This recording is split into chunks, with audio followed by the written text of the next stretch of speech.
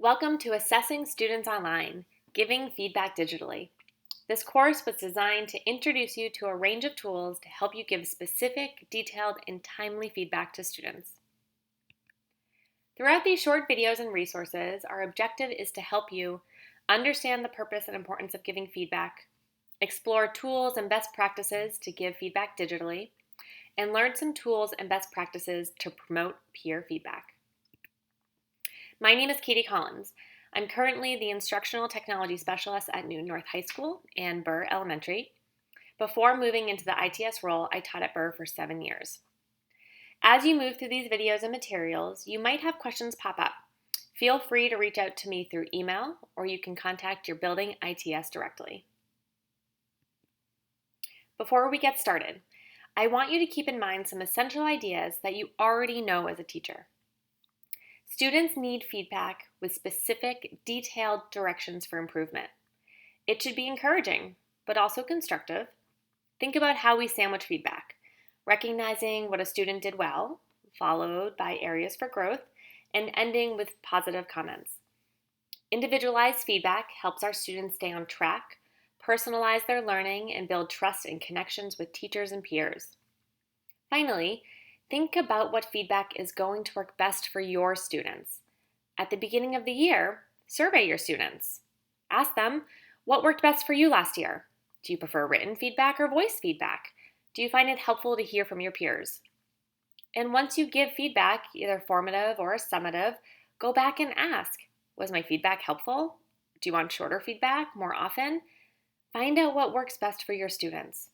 This also helps to build closer relationships with your students and a positive classroom community. Once you go back to the course website, you'll notice I've broken the next sections out into 4 main tools you can use to give feedback digitally to students. Within each tool, there are suggested applications and extensions that you might want to use to give feedback to students' work. The tools I'm going to cover are rubrics, a scoring grid to help evaluate student work based on a range of criteria, annotations, notes or comments added to assignments, audio and video, a sound file of your voice giving feedback on student work, or a recording of you offering feedback, for example, as a talking head or a screencast, and peer feedback, using specific websites or applications where students review one another's work. Some of these applications, websites, or extensions are tools you may have already used, or maybe you've just heard about. We already have access to so many options within Newton. I want to highlight these and also introduce you to a few new ones. Much of the feedback we hear from students this past spring was the need for consistency, and that's why I'm focusing on tools we already have access to, so students may see consistency with teachers using similar tools to give feedback. The goal of feedback should be to support the learning process, to help students understand where they did or did not meet the standard and identify what they can do better next time and build on those skills. At its core, good feedback should have these qualities. Feedback should be frequent. If students are not receiving feedback consistently, they may have difficulty knowing where to focus their efforts.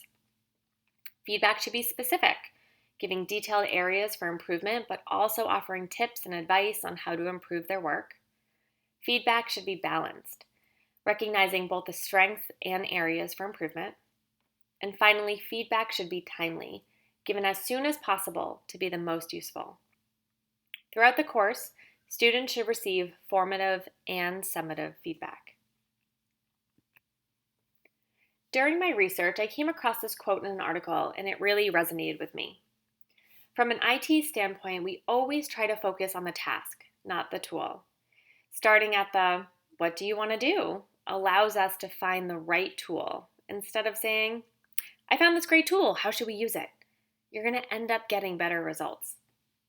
As you watch these videos and dig through the articles and exemplars from teachers, keep this in the back of your mind. It's not the type of tool that matters, but how you use it.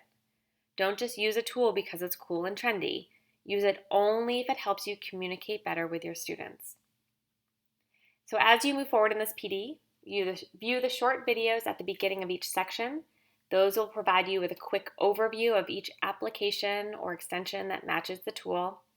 Then, at your pace, review the linked materials, articles, and exemplars that will help you dive deeper into each resource and how you might want to use it in your own classroom.